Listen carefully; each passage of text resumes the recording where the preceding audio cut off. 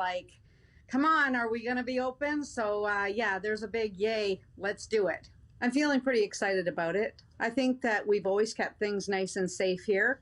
And it'll be nice to have people come in and get their hair done. Both businesses emphasize they're ready to get back to work and that safety will be a priority. The rate of COVID-19 cases in Windsor-Essex is dropping, but there's a concern among local health officials that people might get too comfortable when things open back up. I do worry about that. The region will reopen in the red zone, as our weekly case rate is 46.1 per 100,000 population. We have a percent positivity of 2.6% and a rate of infection of 0.76. In order to reach the orange zone, that will have to improve to a weekly rate of 25 to 39 per 100,000 population, a percent positivity of 1.3 to 2.4%, and a rate of infection of 1 to 1.1. Officials here say that's possible, but only if people follow health guidelines. Otherwise, we'll be right back where we started. We definitely don't want to ignore the fact that how quickly it got worse in November and December. We don't want that. Nobody wants that. We don't want to be in a situation where the province put us in lockdown again, and everything that we have built so far with reducing the transmission and keeping everyone safe, it will all just go down the drain. Back at Loyal Companions, McMillan says they're ready. Basically, we're looking forward to opening back up. We're looking forward to doing this as safely as possible, following protocol, and we just can't wait to get back seeing these animals. Now, the province has what it's calling an emergency brake that it can pull if cases start to spike again. Now, pulling that will send a region back into lockdown to stop the spread. Chris. And Takama live tonight. Now, Chatham-Kent also entering that red reopening stage on Tuesday.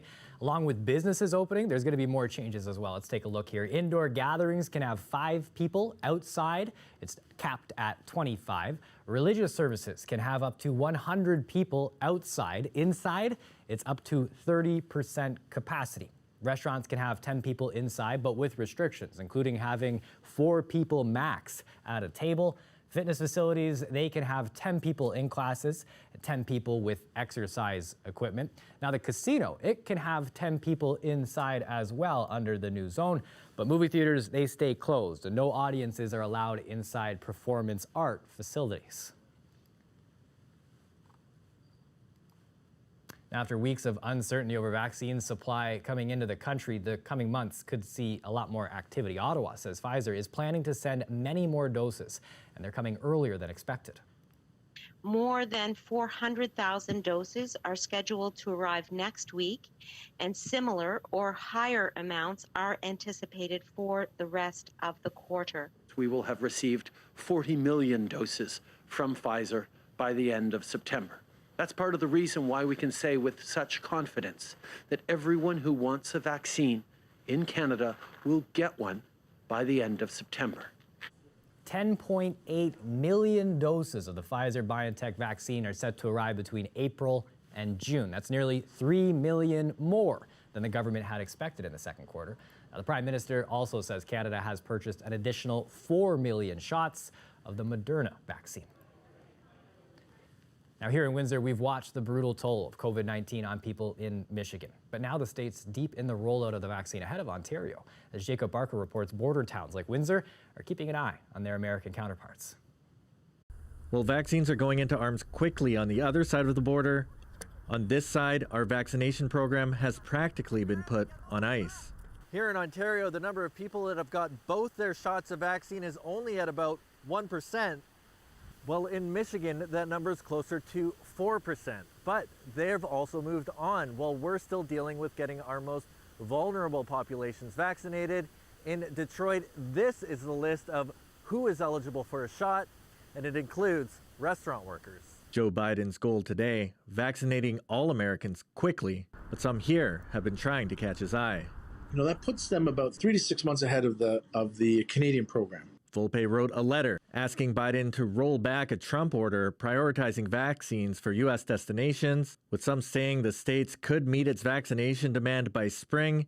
He'd like them to turn their attention to relieving the vaccination gaps in their major trading partners. Canadians vaccinated on essentially the same pace as the Americans, and even if it's just subsequent to the Americans, makes this undefended border, this shared reality in North America, easy, plausible. Volpe points towards a Pfizer plant in Kalamazoo, Michigan, less than 250 kilometers from Windsor. Turn that production to your partners so that we can continue along this 150 plus year road together, locked in arms. For Saturn Tool and Die, 6 months is a long time.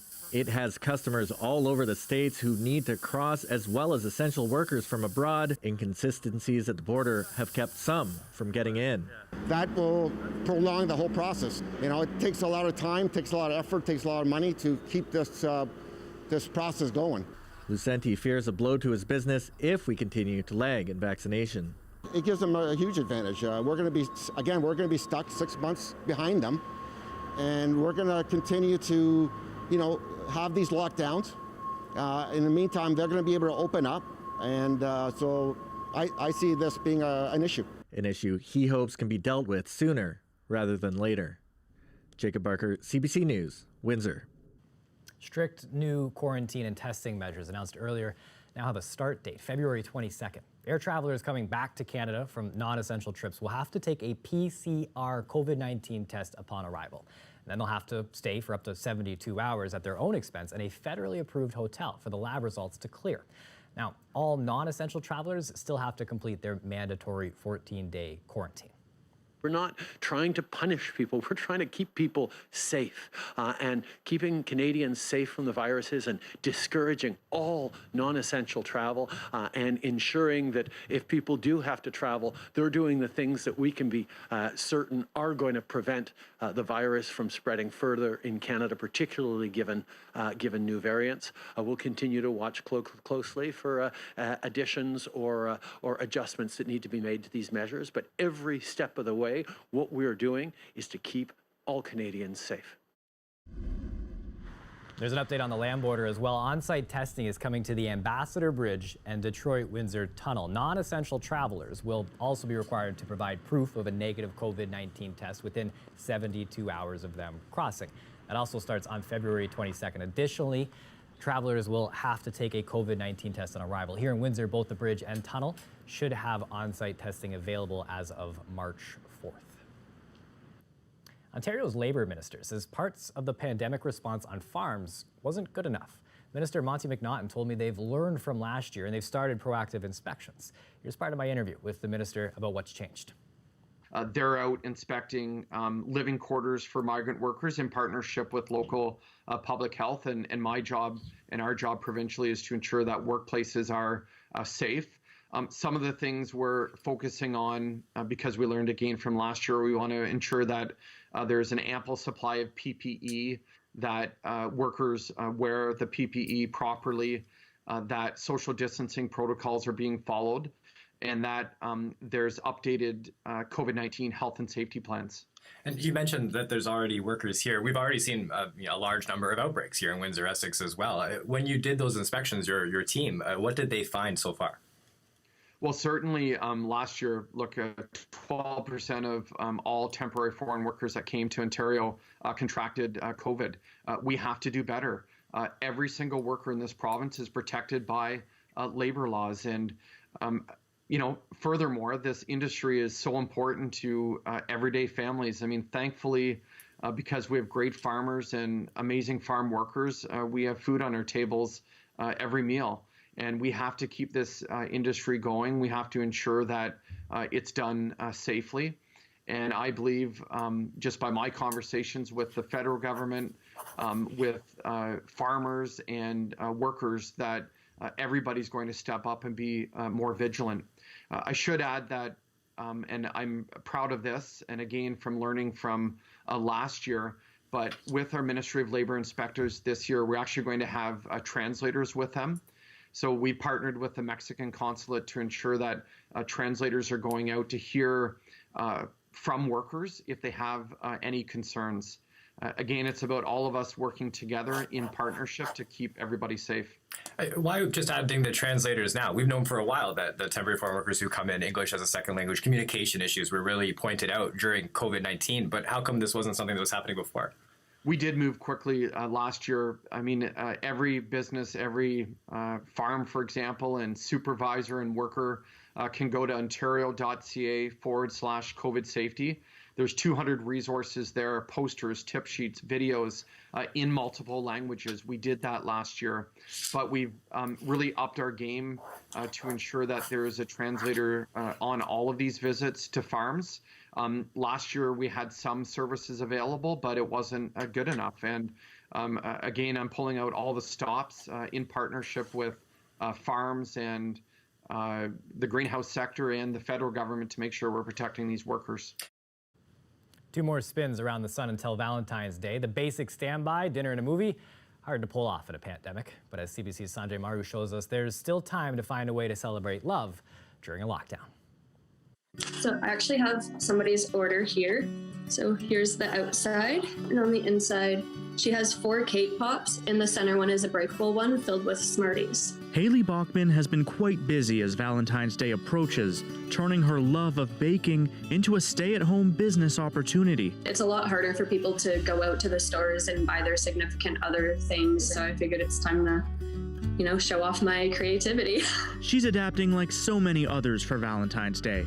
Here's how some of you told us you'll be celebrating. Amanda says she'll be ordering takeout, and she bought a Valentine's gift from a small business to support local.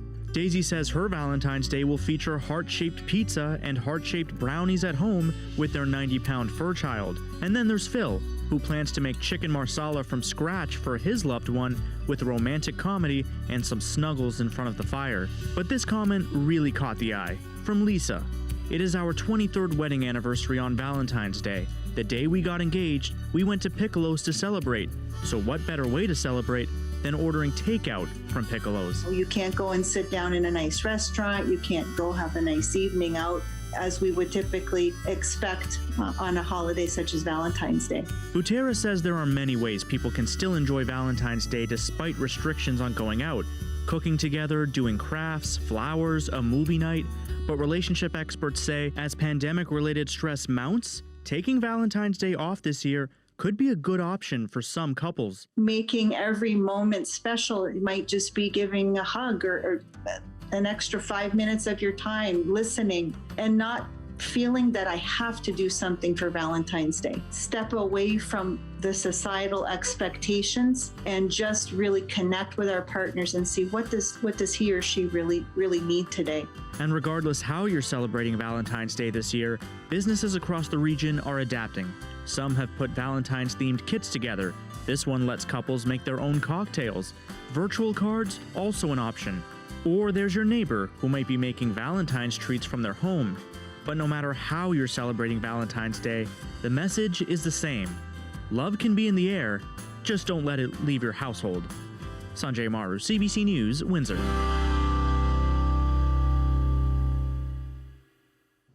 Now for some people, getting flowers, that's the best part of Valentine's Day, but giving them out can be a little tricky. So if you're struggling to figure out where to begin, we've got a local florist here to help. It was when I was 18 years old that I started this business. So I've been here for about 35 years, quite some time. Here's some important things I think to remember when ordering flowers at Valentine's Day. Go into your local florist, your florist you deal with, and leave things in their hands. We will go on the trucks, we'll look to see what's fresh, what's beautiful, and what's best for you in your occasion. So if you get flowers, the most important thing is to cut those flowers with a sharp knife, not serrated, and not scissors. And that's what happens to roses. If you cut them with scissors, you're actually closing off the end, piercing it, and it does not allow the water to go up the stem to the bloom. Let's say you can't get to the florist, you're looking at your backyard and you see some nice flowers that you'd like to maybe try to attempt making it yourself. A florist tip is if you have clear tape, create a grid on the container, on the vase, whatever you're using, create a grid so that it'll hold the flowers in place once you start arranging them. If not, when you start putting it together, it's all gonna kind of lose its shape. Especially right now amidst the pandemic, I think flowers are a very relaxing thing. They're bright, they cheer things up, they make us know that, good times are going to come as well. It's always letting other people know that, we're thinking of you, we love you, things will get better, or we're celebrating in your celebration as well.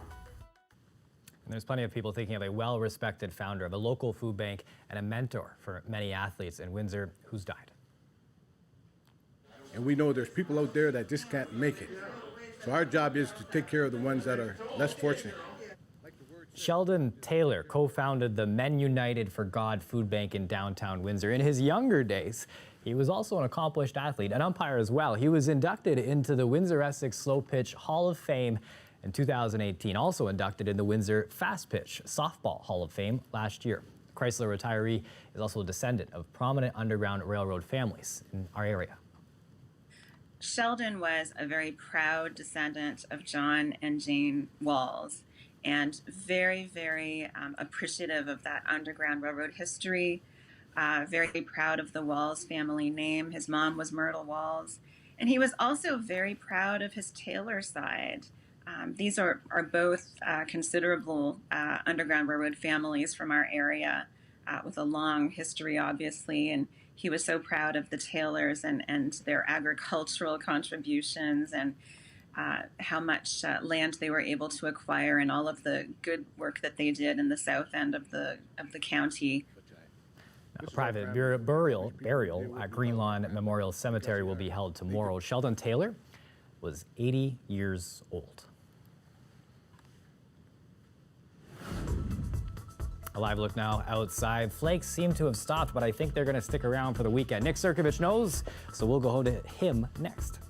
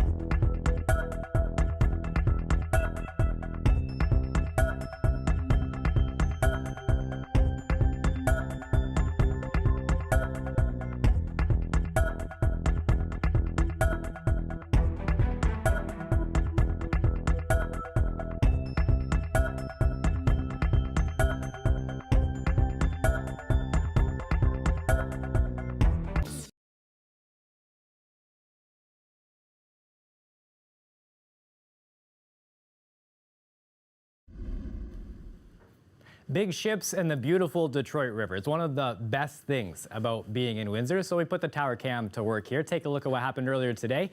A big old icebreaker, busting some ice, going through it as you see right there. Deep chill, certainly something to see though. It's always neat when we see this. The tanker going the other way. There's no sound here, but you can actually hear the horn honking at one point. We're gonna bring in Nick Sirkovich now for a look at the weather. Nick, do you wanna make the horn sound? Do you wanna make the crushing sound? Do you wanna have any? Oh, just exactly like it was. That's perfect. Yeah, exactly. What do we got? Long weekend coming up. Anything fun? For me, for us. Yeah, lather, rinse, repeat, right? It is Yeah. COVID, but you know what? At least we're getting outside. A little bit of snowfall, which is nice. I like it. I don't know, not everybody does. I like it. We're going to see some more snowfall down in the Windsor area heading through the next 24 hours or so. Not a ton of snow, but we're looking at about 2 to 4 centimeters. This coming with cold weather as well.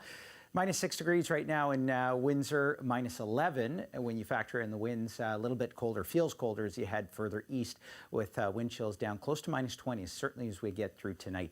A little bit in the way of flurry activity that's moving through. It's more so as we head through the late overnight period into tomorrow where we're looking at some snow. It starts through the overnight.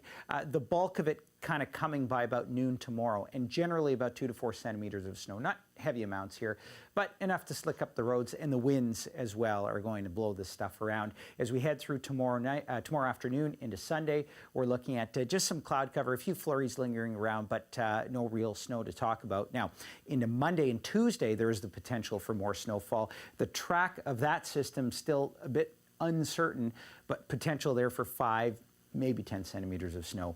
We'll watch it as we get a bit closer. In the near term, though, this is what we're looking at, about 2 to 4 centimeters as promised across the region.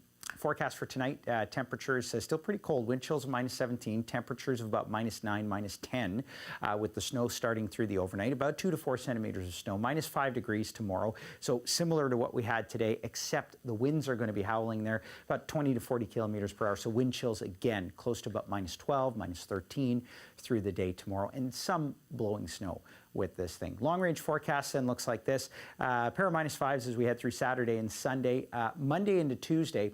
The reason I've got this 60% here is there's a storm system that's heading up from the south. Now, the way the winds are sort of shifting, it looks like this thing might just clip southern Ontario, but if it shifts just a bit more to the north, it has the potential, especially from Monday night into Tuesday, to bring with it about 5 to 10 centimeters of snow. Good for the kids, not so good for driving, but hey, what can I say?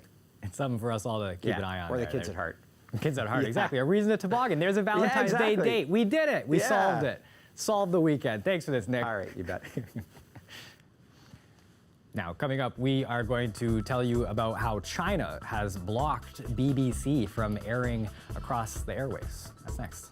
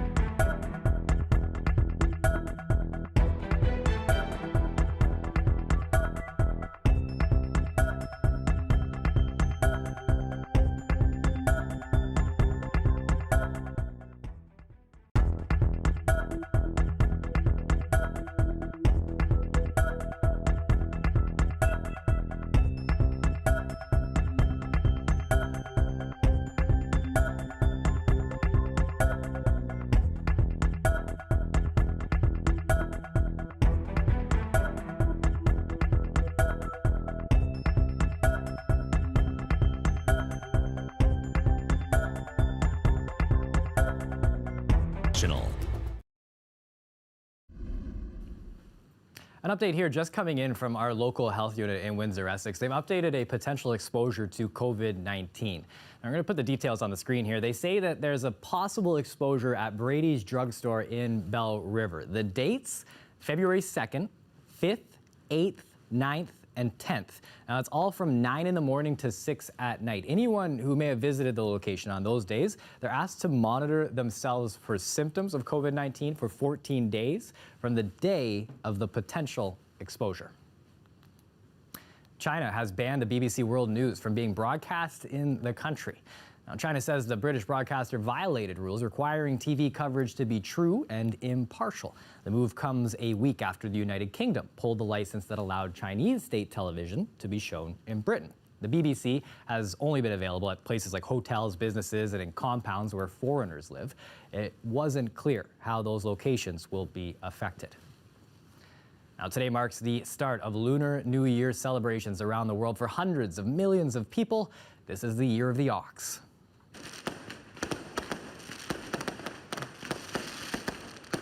The celebration started with a bang in Taiwan overnight. The holiday calls for the lighting of candles, special food treats, and exchanging gifts of cash in small red packets. It also usually sparks a huge spike in travel as people rush home to celebrate with their family, their friends. But this year, officials have been urging against that to help stop the spread of COVID-19. That's it for CBC Windsor News. Don't forget, for news anytime, you can go to our website, cbc.ca/Windsor. We're on social media too. You can find us on Facebook, Instagram, and Twitter. Family Day Monday. Rick Mercer Report up next. That's it for us. Thanks for watching.